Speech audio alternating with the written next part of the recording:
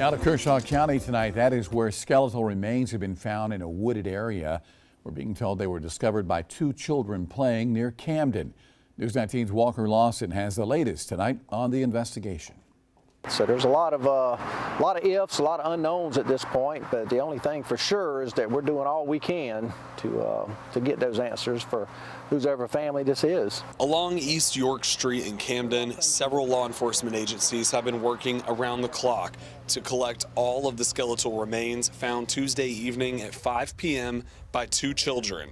The two were riding bikes at the time. We had a couple of kids that were riding on some trails in the woods. Somehow they got temporarily lost. They got off the trail and they come across some skeletal remains. Sheriff Lee Bones says deputies came out and determined the bones were human remains, and SLED was called in and processed the scene.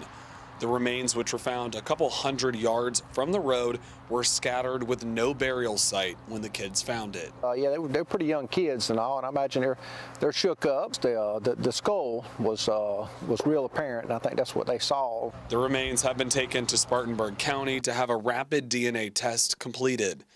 People are coming forward who are concerned it could be their loved one. Yeah, we've already had people calling. I just got the phone with a police chief close by, and he's got a missing person. So, and that's going to happen when you got a person until they're identified. Everybody's reaching out, making contact of who possibly could be, and at this point, you know, you can't rule out anybody. We gathered all what we could get, the bones, and we had them.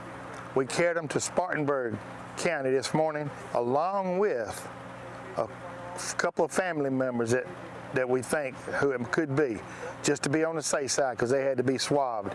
Sheriff Bone is hoping to have a positive identification within the next week or two. Walker Lawson, News 19, WLTX.